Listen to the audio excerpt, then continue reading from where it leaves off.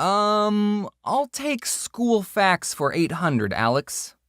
This is the most useless class that a person could take in school. Oh man. What is poetry? I'm sorry, Jeff, but the correct answer is all of them. They're all useless. Now, the only thing funner than seeing a small object splash through water is taking your parents' money away. I don't know why, but everyone in society has agreed that it's fun to throw money away in fountains. I think the tradition started with wishing wells, and then it somehow morphed into any body of water surrounded by concrete has supernatural powers that need money to work. Yeah, I'll grant you immortality. If you give me $1. And what does an almost 4-year-old child even have to wish for? Unless her wish is to always stay young, I can't think of anything in your life that needs changing. Don't talk to your teacher just to talk to them during class. I don't know how much of a problem this is in other places of the world, but sometimes there would be kids in my class that would say, "Hey Susan, how was your daughter's dance recital? Did you remember all of her moves? I saw the video you posted on Facebook. It looked like she was having a fun time." Stop it! Stop it! Stop it! I have a little sister who just finished her freshman year in a public high school, and she thinks it was so hard. Oh, you thought your 9th grade was hard? Try doing twice the amount of homework and wear the same pants every day. So I worked with a lot of crappy people, and I also worked with a lot of people who I would probably never become friends with except in a work setting. You see, you gotta understand the type of people who got jobs at Subway. Potheads. Most of them are potheads. And some of them are really cool. There's Org, he's the biggest, not so brave of heart. There's Cassie, she's so shy, but so very smart. There's Zach and Wheezy and their tales of fun. 'Cause you know 2 heads are better than one. Dragon Tales, it's almost time for Dragon. Never existed. What would you be watching right now? Would you be watching this? I don't think so. You'd be watching this box right here. A television? On this device, instead of picking what you wanted to watch and when you wanted to watch it, the television would decide all that for you. And instead of watching a single 5-second skippable ad in the beginning, you'd have to watch 5 30-second long unskippable ads. Can you think of anything more annoying? An advertisement right in the middle of your show? So then a customer asks for just bacon toasted, and the boss lady puts some bacon on paper and then puts it in the toaster. And we don't have a setting for just bacon. So then when she opens the toaster, there was a fire on the bacon. So then she starts to whack it with the little metal tray thing, but all she ended up doing was fanning the flames, making the fire bigger. You got this, right? Then I went in the back and I got the fire extinguisher and I actually used it. I single-handedly saved that Subway. Wait. What have I done? Is it okay if the bacon's a little crispy and has nitrogen and carbon dioxide stuff on it? When I was a kid, I always wondered how much longer it would be until they finally saved her. And they never did. The show's been going on for 16 years, and they're still learning new math principles trying to save Motherboard. I think they're at calculus at this point. The show is teaching you slower than an actual school. What kind of a show makes you wait 16 years for a conclusion? Cyber Chase does, and it's one of the best shows ever created. 10 out of 10.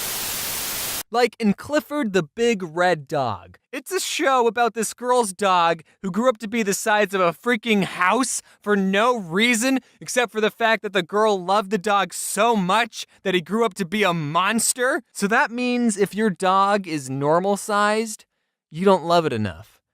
And it probably doesn't love you. Next, let's talk about my favorite show on PBS Kids. Cyber Chase. Cyber Chase, we're moving, we're beating Hacker at his game. Don't tell me we'll get him every time. This show didn't teach kids morals or how to properly treat the disabled. It taught them something far more important.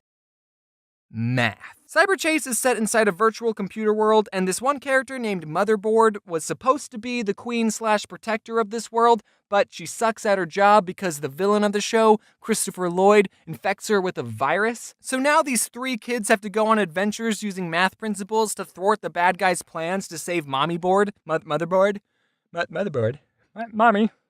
Mom, come back. He got ready to tackle him. He punched George off, and they rolled down. Then, when they got to the bottom, George pinned Clifford, who was panting. The 3 looked at the 2 of them, who seemed to be having a staring contest, so they decided to go somewhere else. Both laughed and Clifford got off of him. He sat down and waited for George to stand up. "So, what are we gonna do?" the red dog said while quickly getting into a playing position. "Okay, that's..."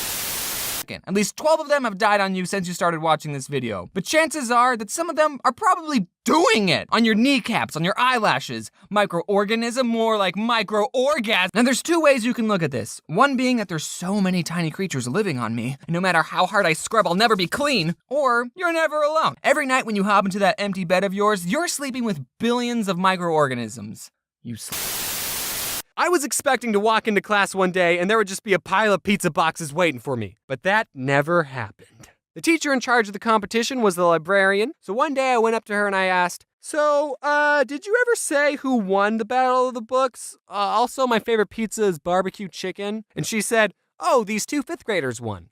So the Battle of the Books was for both 5th and 6th graders. I was a 6th grader, so I went to all the 6th grader battles, but apparently there was some low-life 5th grader who got every single question right and stole my pizza party! And that taught me a valuable lesson. Even when you work hard, you don't always get what you want in life. But that's okay, because one day, you'll be an adult and you can buy all the pizza you want without having to read first.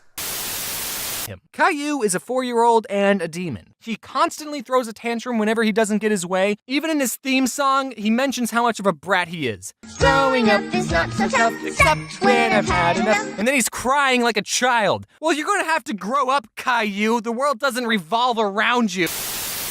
A lot of times what I do to cover up the fact that I spell lower than a 1st grade level is I will purposely misspell words to the point where it's obviously a joke. You thought I was doing that to be funny, but it's actually because I have zero self-confidence in my spelling and I don't want anyone to point out my mistakes. I mentioned this in a different video, but in elementary school, I was put into an honors program and everyone had to take spelling tests a grade ahead of their level. And by everyone, I mean everyone except me, because I failed every single spelling test. So I had to take spelling tests that were on level.